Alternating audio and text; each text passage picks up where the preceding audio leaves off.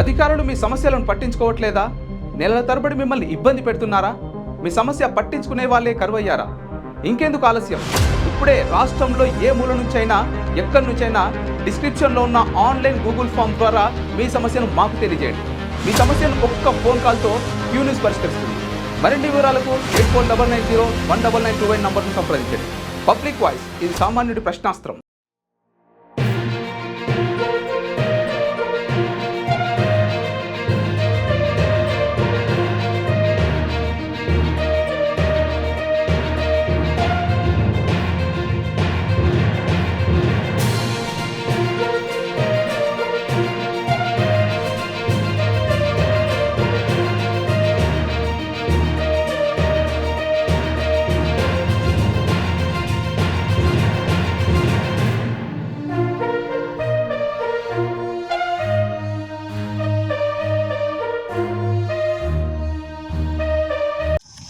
మాది నాగారం, నేను వ్యవసాయదారుని.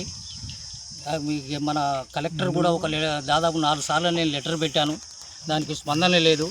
ప్లస్ నేను సీఎం లెటర్ కూడా తీసుకొచ్చాను. ఒక మేడం వచ్చేసేసేసి మాకు ఎంక్వైరీ ఆఫీస్లో పెట్టింది.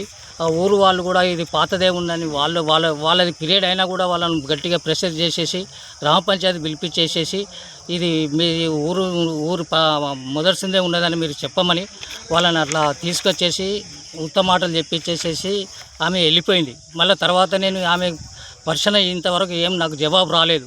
అయినా నేను మొన్న 5వ తారీఖు 5వ నెల 2025 నాడు మరి ఏం సార్ మరి మీ లెటర్లు మన సీఎం లెటర్ పంపాను, అన్నీ చేశాను, మనకి ఇంతవరకు ఏమి భూమి విషయంలో మీరు ఏమి కాలువ విషయంలో ఏం పట్టించుకోవడం లేదు, మరి ఏం సార్ మేము కాస్ట్ కూడా చేయడం లేదు, రైతు బంధు కూడా పడతలేదు. ఇప్పుడు గవర్నమెంట్ వ్యవసాయం చేస్తేనే రైతు బంధు ఇస్తానంటున్నారు, మరి 1 year 2 years నుంచి మాకు రైతు బంధు పడడం లేదు, మరి ఏం సార్ అని కూడా నేను చెప్పాను.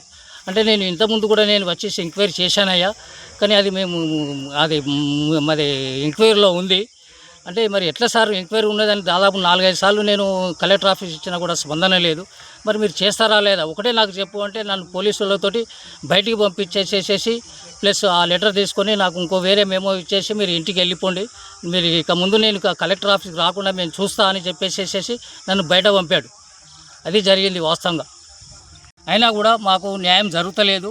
ఇక్కడ ఎంఆర్ఓకు లెటర్ పెడితే ఎంఆర్ఓ ఏమంటుండు, మా పరిధి కాదయా, నువ్వు ఏం చేసినా కూడా కలెక్టర్ ఆఫీస్ రెవెన్యూ తిరగాలి, కానీ మేము దానికి ఏం చేయలేమని చెప్తే ఆయన కూడా చేతులెత్తాడు. దీనికి ఎంక్వైరీ కూడా చేయించాను. ఈ భూమి మీద అవుతుందా కాదా అన్నా కూడా నేను సర్వే పెట్టేసేసి సర్వే కూడా ఎంక్వైరీ చేయించిన కాలువ కూడా మీ దానిలోనే వచ్చేసింది. దాన్ని మీరు ఎలా కూడుకుంటారో మీరు కూడుకోమని చెప్తే మాకు ఒకటి ఏంటంటే ఊరు వాళ్ళు కూడా సపోర్ట్ చేయడం లేదు, నాయకులు కూడా.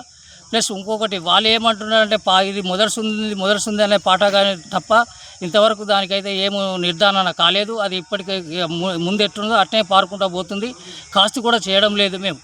ప్లస్ ఇంకోటి ఇక్కడ ఎంపీఓ మండల పంచాయతీ ఆఫీసర్ కూడా మేము రిపోర్ట్ చేశాము. ఆయన ఏమంటుండంటే ఏం సార్ ఇప్పటికే కాలువ లోపలికి వెళ్ళి పాతదే నడుస్తుంది, మొన్న రోడ్ వేసినప్పుడు మళ్ళీ అన్ని కూలిపోయిన తర్వాత మళ్ళీ కన్స్ట్రక్షన్ చేస్తున్నావు, మళ్ళీ ఇది కూడా అలానే పెడుతున్నావు, ఏం సంగతి అంటే అవునా ఎటు పంపుంటాడు పోతుంది, నువ్వు నాకు ఏం చేసుకుంటా చేసుకోపో అన్నాడు.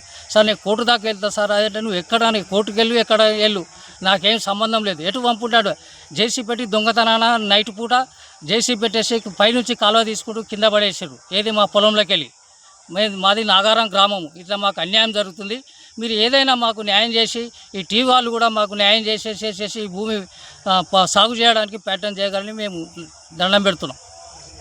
క్యూ న్యూస్లో పనిచేయటకు వీడియో ఎడిటింగ్ మరియు SEOలో అనుభవం గల జూనియర్ ఎడిటర్స్ కావాలను సంప్రదించవలసిన నెంబర్ 8688926084.